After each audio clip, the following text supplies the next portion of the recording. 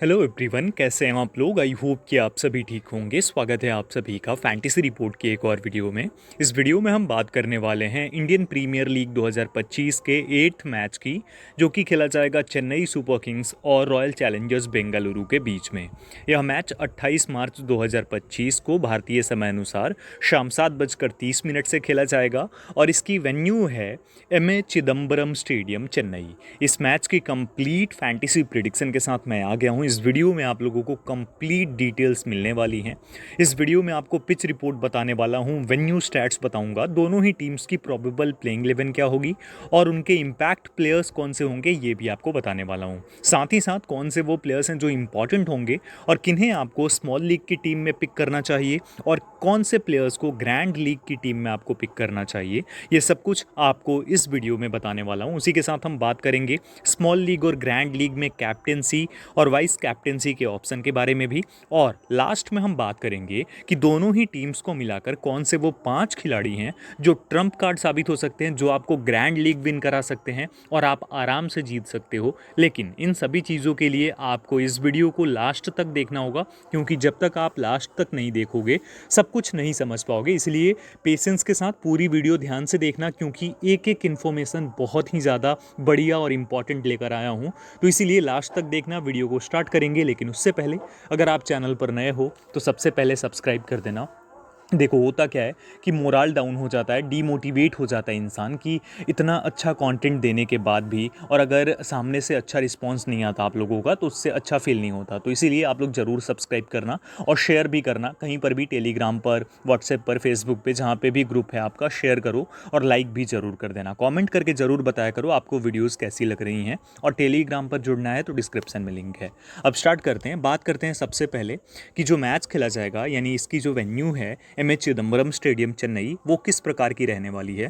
तो अगर आपने फर्स्ट मैच को देखा होगा जो यहाँ पर खेला गया था चेन्नई और मुंबई के बीच में, तो उस मैच में पिच ने स्पिनर्स को बहुत ज़्यादा असिस्टेंस दी थी और इस वजह से स्पिनर्स ने गेम को डोमिनेट करा था। लेकिन अगर बात करें ओवरऑल तो बैलेंस्ड पिच है, जिस पर कि तेज़ गेंदबाजों को भी मदद रहती है और स्पिन गेंदबाजों को भी बराबर मदद रहती है। यानी आईपीएल में कुछ ही वेन्यूज़ हैं जहाँ पर तेज़ गेंदबाजों को भी मदद मिलती है उतनी ही जितनी स्पिनर्स को मिलती है। इवन स्पिनर्स को ज़्यादा मदद मिलती है। तो उनमें से एक ये वेन्यू है, और यहाँ पर अगर स्पिन गेंदबाजों को अच्छे से आपने यूज़ कर लिया अपनी टीम में तो आप बहुत ही अच्छे तरीके से जीतोगे। लास्ट 5 T20s की बात करें तो 149 रन यहाँ पर एवरेज बनते हैं, और वहीं पर 63 विकेट्स 5 मैचेस में गई हैं, जिसमें 31 विकेट तो तेज़ गेंदबाज लेकर गए हैं और 32 विकेट्स स्पिनर्स लेकर गए हैं। यानी स्पिन और पेस दोनों ही इंपॉर्टेंट रहने वाली है इस वेन्यू के ऊपर, बहुत ध्यान से समझना। अब अगर बात करें हम लास्ट मैच की, तो लास्ट मैच में चेन्नई सुपर किंग्स ने टॉस जीतकर मुंबई इंडियंस को बैटिंग करने के लिए बुलाया, और उस मैच में मुंबई इंडियंस 150 के आसपास के स्कोर पे ही सिमट गई, और इससे क्या हुआ, चेन्नई के लिए चेस ईजी हो गई। लेकिन स्टार्टिंग में बहुत अच्छे तरीके से बैट पर बॉल आ रही थी, लेकिन लास्ट में जो चेन्नई ने लड़खड़ाते हुए मैच को विन किया, तो इससे ये भी चीज़ है कि चेन्नई जो है वो लास्ट मोमेंट पे अच्छा नहीं कर पा रही थी, क्योंकि मदद मिलनी शुरू हो गई थी जो मुंबई इंडियंस के स्पिनर्स थे उन सभी को भी। तो यहाँ पर इस वेन्यू के ऊपर दोनों ही सिचुएशन में काफ़ी अच्छी रहने वाली विकेट स्पिन को मदद देगी, और स्पिन आपको पता है कि आरसीबी के बैटर्स के लिए काफ़ी चैलेंजिंग है। इसीलिए आप लोग बहुत ध्यान से समझना जब मैं आपको टीम की कॉम्बिनेशन बताऊंगा। अब यहाँ पर ये वेन्यू की बात करें ओवरऑल तो स्पिन को काफ़ी मदद मिलेगी। जो भी टीम टॉस जीतती है वो चेस करने को देखेगी, क्योंकि बाद में ड्यू का भी फैक्टर होगा, और वहाँ पर कहीं ना कहीं बाद में चेस करना थोड़ा सा ज़्यादा आसान हो जाता है। अब ये हो गई वेन्यू की बात, पिच की बात। अब हेड टू हेड की अगर बात करते हैं तो लास्ट 9 में से 6 चेन्नई ने जीता है और 3 मैचेस को रॉयल चैलेंजर्स बेंगलुरु ने विन किया है। अब ये टोटल बात हो गई कॉम्बिनेशन की, यानी कि विन और लॉस की। उसके साथ जो पिच की रिपोर्ट है वो मैंने आप लोगों को समझा दिया। विकेट बैलेंस्ड रहने वाली है, बहुत हाई स्कोरिंग गेम देखने को नहीं मिलेगी। 150 टू 180 के बीच का स्कोर आपको देखने को मिलेगा। इससे ज़्यादा हाई स्कोरिंग गेम आपको इस वेन्यू पे देखने को नहीं मिलने वाली है। ठीक है, अब ये कंप्लीट बात हो गई। अब अगर बात करते हैं इस वेन्यू पे प्लेयर्स की परफॉर्मेंस की, तो यहाँ पर जो प्लेयर्स ने बहुत अच्छा करा है, MS धोनी है, ऋतुराज गायकवाड़, रचिन रविंद्रा, शिवम दुबे, और उसके साथ राहुल त्रिपाठी और विराट कोहली। ये प्लेयर्स बहुत ही ज़्यादा इंपैक्टफुल रहे हैं इस वेन्यू के ऊपर। अब अगर हम बात करते हैं हमारी कॉम्बिनेशन की कि हम कैसे बनाएंगे, देखो ग्रैंड लीग की टीम मैं आपको बाद में बताऊंगा। पहले एक सही कॉम्बिनेशन, सेफ कॉम्बिनेशन और सभी प्लेयर्स को समझना काफ़ी इंपॉर्टेंट है, तो वो हम समझते हैं। देखो विकेट कीपिंग से आपको तीन विकेट कीपर्स दिखेंगे, एक तो MS धोनी, उसके बाद जितेश शर्मा और फिल सॉल्ट। लेकिन उससे पहले आपके लिए ये समझना ज़रूरी होगा कि जो कॉम्बिनेशन रहेगी और जो बैटिंग ऑर्डर रहने वाला है वो क्या रहेगा। दोनों टीम्स की प्रोबेबल प्लेइंग 11 लास्ट मैच की तरह ही रहने वाली है। और इम्पैक्ट में अगर हम बात करें तो राहुल त्रिपाठी चेन्नई की तरफ से बैटिंग में देखने को मिलने वाले हैं, और बॉलिंग में अगर इम्पैक्ट की बात करें तो खलील अहमद आपको एज एन इम्पैक्ट प्लेयर देखने को मिलेगा।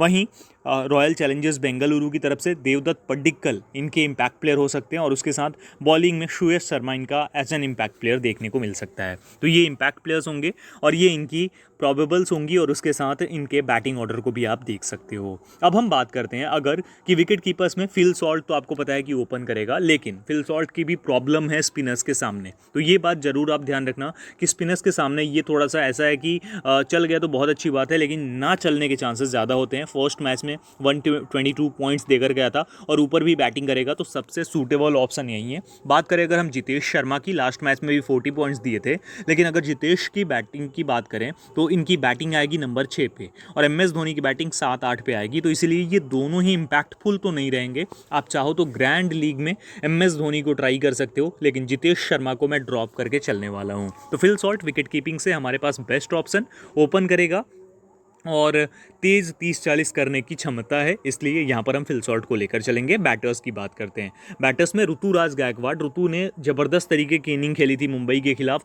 और इसी फंसी हुई सरफेस पे ये इनिंग खेली थी। तो ऋतुराज गायकवाड़ बहुत इंपॉर्टेंट रहने वाला है, इसे आपको बिल्कुल भी ड्रॉप नहीं करना है।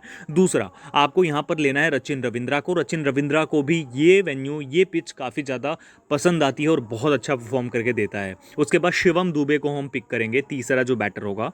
और चौथा जो बैटर जिसे हम पिक करके चलने वाले हैं, जो कि एक सेफ ऑप्शन भी देगा और स्पिनर्स के खिलाफ ज़्यादा बेटर साबित हो सकता है, बढ़िया साबित हो सकता है, वो रजत पाटीदार है। मैं विराट कोहली को यहाँ पर ड्रॉप करके चलने वाला हूँ। जी हाँ, बहुत ही बड़ा रिस्क है, लेकिन मैं यहाँ लेने वाला हूँ, और मैं हेड टू हेड हो या फिर स्मॉल लीग हो, उसमें विराट को ड्रॉप करके चलूँगा। विराट का बल्ला यहाँ पर अभी स्पिनर्स के सामने बहुत चैलेंजिंग होने वाला है, तो इसीलिए यहाँ पर मैं ड्रॉप करूँगा।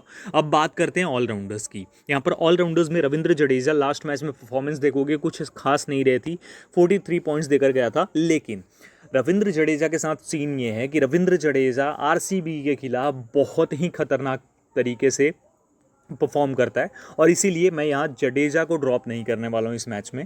उसके बाद दूसरा जो प्लेयर रहेगा जो अपनी स्पिन के जादू से बहुत कुछ कर सकता है और विद दी बैट भी अच्छा करके दे सकता है, वो है यहाँ पर कृणाल पांड्या। लास्ट मैच में भी इसके अगर पॉइंट्स की बात करें तो 107 पॉइंट्स देकर गया था और बहुत ज़बरदस्त तरीके की गेंदबाजी की थी इसने, तो इसीलिए यहाँ पर इन दोनों को हम पिक करके चलेंगे।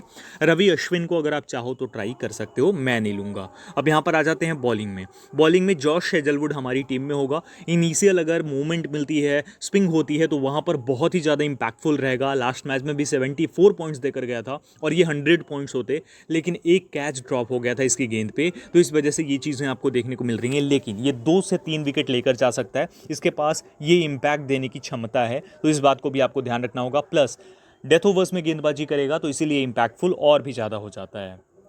दूसरा, अगर मथीशा पथिराना खेल रहा है तो आपको डेफिनेटली पिक करके चलना है मथीशा पथिराना को, क्योंकि बहुत ही इंपैक्टफुल रहता है और 12 से लेकर 20 ओवर्स तक ये जो गेंदबाजी करता है, और डेथ ओवर्स में क्या कमाल की गेंदबाजी करता है। तो अगर मथीशा पथिराना खेलता है तो इसे आपको पिक करके चलना ही चलना है।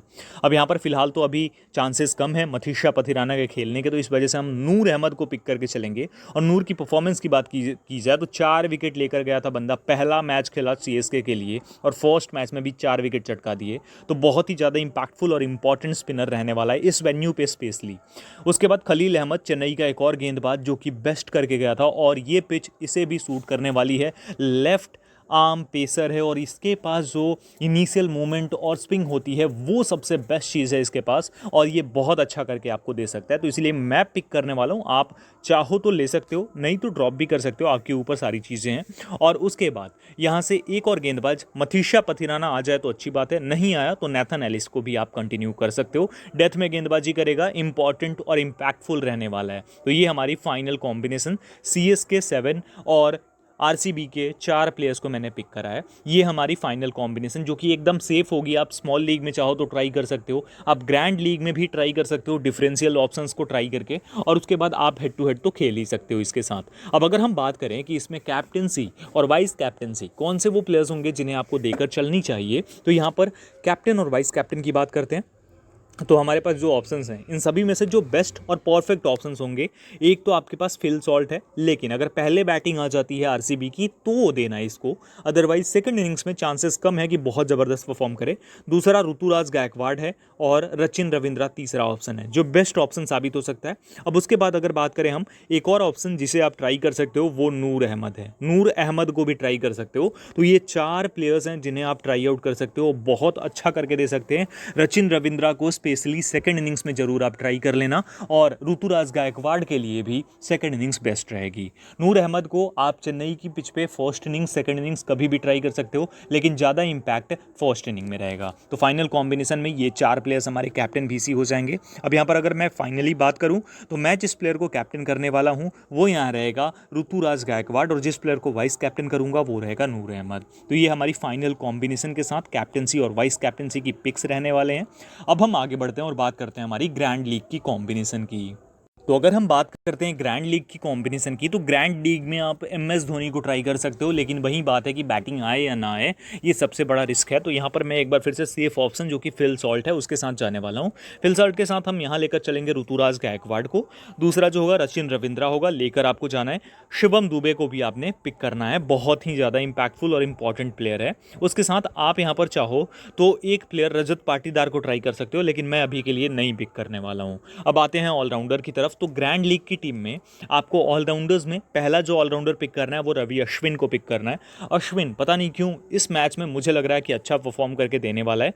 दूसरा जो ऑलराउंडर, या फिर रवि अश्विन को अगर आप ड्रॉप कर रहे हो तो शैम करन को ट्राई आउट कर सकते हो, लेकिन मैं यही बोलूंगा कि रवि अश्विन के ही साथ जाना। उसके बाद दूसरा जो ऑलराउंडर रहेगा वो रविंद्र जडेजा, और तीसरा कृणाल पांड्या रहने वाला है। बात करते हैं बॉलर्स की, तो जॉश हेजलवुड, मथीसा पथिराना अगर खेल रहा है तो फोर से और आपको लेकर चलना है नूर अहमद और खलील अहमद। उसके बाद अगर आप किसी को ट्राई करना चाहते हो तो आप नेथन एलिस और राशिक सलाम के साथ भी जा सकते हो। एक इंपैक्टफुल प्लेयर है, राशिक सलाम को भी आप वॉच आउट कर सकते हो, ट्राई कर सकते हो। तो ये प्लेयर्स हैं जिनके साथ जा सकते हो। मथीशा अगर नहीं रहता है तो यहाँ पर मैं यही बोलूँगा या तो नेथन एलिस के साथ चले जाना, या फिर आप राशिक सलाम को भी ट्राई कर सकते हो। ठीक है, तो ये हमारी कॉम्बिनेशन रह सकती है। तो मैं अभी के लिए फिलहाल के लिए जिस प्लेयर को पिक करके चलता हूँ वो यहाँ रहने वाला है राशिक सलाम। राशिक सलाम को आपको पिक करना है। 7-4 की अगेन कॉम्बिनेशन बन रही है हमारी। ग्रैंड लीग में आप यहाँ श्रेयस शर्मा को भी ट्राई कर सकते हो, ये आप चाहो तो इनको भी ट्राई कर सकते हो। तो फाइनल कॉम्बिनेशन कुछ इस प्रकार की हमारी बन रही है।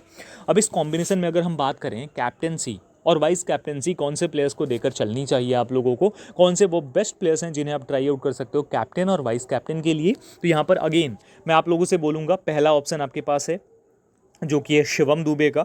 दूसरा ऑप्शन आपके पास यहाँ पर जिस प्लेयर का है वो है नूर अहमद। तीसरा ऑप्शन आपके पास है खलील अहमद का, और चौथा ऑप्शन जिसे आप ट्राई कर सकते हो लेकिन ये हाईली रिस्की हो सकता है, और वो है यहाँ पर रविंद्र जडेजा का। जडेजा आरसीबी के खिलाफ परफॉर्म करके जाता है और 2-3 विकेट भी लेकर जा सकता है, इस बात को आप ध्यान रखना। लेकिन वही है, दिन की बात है। लेकिन ये जो 3 प्लेयर्स मैंने आपको बताया, ये 3 प्लेयर्स को आप जरूर ट्राई आउट कर सकते हो कैप्टेंसी और वाइस कैप्टेंसी के लिए ग्रैंड लीग में। ग्रैंड लीग में और भी ऑप्शन आपको बता देता हूँ जिन्हें आप ट्राई कर सकते हो। आपके पास एक और ऑप्शन है जिसे आप ट्राई कर सकते हो जो कि बेस्ट साबित हो सकता है, राहुल त्रिपाठी। राहुल त्रिपाठी भी बहुत इंपैक्टफुल और बेहतरीन ऑप्शन है। खैर अभी आगे बात करेंगे उन सब चीज़ों के बारे में। तो ये हमारी फाइनल कॉम्बिनेशन हो जाएगी। कैप्टेंसी और वाइस कैप्टेंसी मैं यहाँ देकर चलने वाला हूँ शिवम दुबे को, और वाइस कैप्टेंसी में अगेन ट्राई करने वाला हूँ इस बार खलील अहमद को। तो ये हमारी फाइनल कॉम्बिनेशन हो जाएगी। नूर अहमद को भी आप ट्राई कर सकते हो, आपके ऊपर चीज़ें डिपेंड करती हैं। तो ये फाइनल कॉम्बिनेशन होगी ग्रैंड लीग के लिए। अब फाइनली हम बात करते हैं कि कौन से वो प्लेयर्स होंगे जिनका इम्पैक्ट बहुत तगड़ा होने वाला है। तो विकेट कीपिंग से एक प्लेयर यानी MS Dhoni with the bat with the ball अगर ऊपर बैटिंग करते हैं या फिर डेथ में भी आते हैं तो बहुत इंपॉर्टेंट रहेंगे बैट से, और आपको पता है फील्डिंग के टाइम पर बहुत इंपैक्टफुल रहेंगे विकेट कीपिंग से। दूसरा अगर बात करें बैटिंग से तो राहुल त्रिपाठी के ऊपर आप जरूर नजर रखना। राहुल त्रिपाठी बहुत इंपैक्टफुल रहने वाला। शिवम दुबे के बारे में तो मैंने बताया, कैप्टन ही करके दिखा दिया आपको। ऑलराउंडर्स में अगर बात करें रवि अश्विन और सैम करन, इन दोनों के ऊपर आपको ध्यान देना होगा। बॉलिंग में अगर हम बात करते हैं तो एक तो शुएस शर्मा और दूसरा राशिक सलाम, इन दोनों के ऊपर भी आपको नज़र रखनी है। और नाथन एलिस के बारे में आपको बता ही दिया। तो कुछ इस तरीके से ये जो प्लेयर्स होंगे इम्पैक्टफुल हो सकते हैं, ये प्लेयर्स ट्रम्प कार्ड साबित हो सकते हैं, ये आपको बहुत अच्छा परफॉर्म करके दे सकते हैं। और इन्हें अगर आप लेकर जाते हो, एक ही टीम में सभी को मत ले लेना, अलग अलग टीम्स में अगर ट्राई करते हो तो डिफरेंशियल के रूप में ये बहुत अच्छा दे सकते हैं करके। वहीं पर एक बात और, राहुल त्रिपाठी को तो मैं डिफरेंशियल